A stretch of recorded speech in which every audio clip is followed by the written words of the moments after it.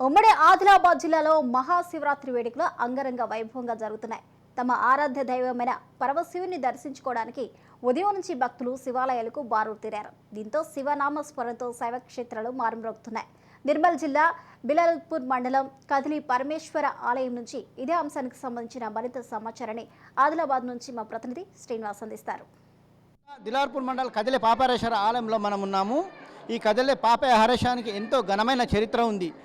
ఆ పరశురాముడు తన తల్లి హత్య చేసినందుకు ఆ పాపాన్ని విముక్తి కోసము ఘోర తపస్సు చేస్తే ఆ పరమశివుడు ఆ ఆజ్ఞ మేరకు 32 శివలింగాలు ప్రతిష్టాపన చేస్తే నీ యొక్క పాప విముక్తి అవుతుందని చెప్పి చెప్పడంతో ఆ కాశీలో ఉన్న మొట్టమొదటి శివలింగాన్ని ప్రాణప్రతిష్ఠ చేసిన అనంతరం దేశం మొత్తంలో 31 లింగాలు ప్రాణ ప్రతిష్ఠ చేస్తూ వచ్చి చివరికి 32వ లింగ ప్రాణ ప్రతిష్ఠ చేయడానికి ఈ ప్రాంతానికి వస్తాడు.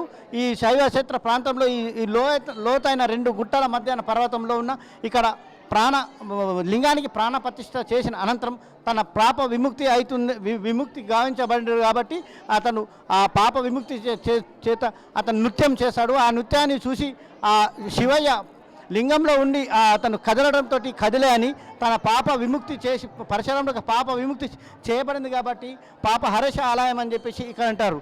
ఇక్కడ ఈ చరిత్ర ఉంటుంది. అయితే అన్ని దేవాలయాలు తూర్పు ముఖం ఉంటే మాత్రం ఈ యొక్క ప్రత్యేకంగా ఇది పడమర ముఖంగా ఉంటుంది. పడమర ముఖంగా ఉండటంతో పడమరన శివుడు ఉంటాడు. కాబట్టి శివుని ఈ లింగాన్ని దర్శనం చేసుకుంటే జన్మాంతం శని ఉండదని చెప్పేసి ఇక్కడ నానుడి. అంతేకాకుండా శివాలయం వెనుక మాత అన్నపూర్ణేశ్వరి దక్షిణ ముఖంలో ఉంటుంది. ఆ దక్షిణ ముఖంలో ఈమెను దక్షిణ కాశీ అంటారు. దక్షిణంగా యముడు ఉంటారు. కాబట్టి ఇక్కడ ఈ అమ్మవారిని దర్శనం చేసుకుంటే జన్మంలో ఎప్పుడైనా జన్మాంతరంగా యమదోషం ఉంటే పోనని చెప్పేసి ఇక్కడ ప్రజల యొక్క నమ్మకం. అంతేకాకుండా ఇక్కడ ఒక పెద్ద వటవృక్షం ఉంటుంది. 18 చెట్లు ఒకటే కాండంలో ఉంటుంది. కాబట్టి ఇది వటవృక్షము.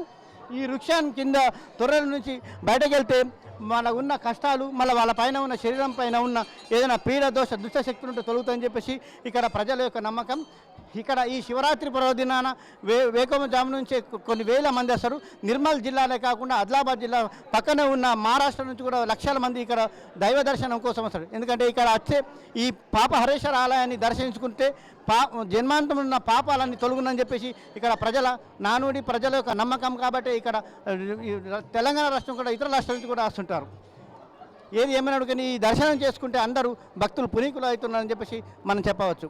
కెమెరామెన్ సురేష్ తోటి శ్రీనివాస్, రాజ్ న్యూస్, కదిలి పాపహరేశ్వర ఆలయం నుండి.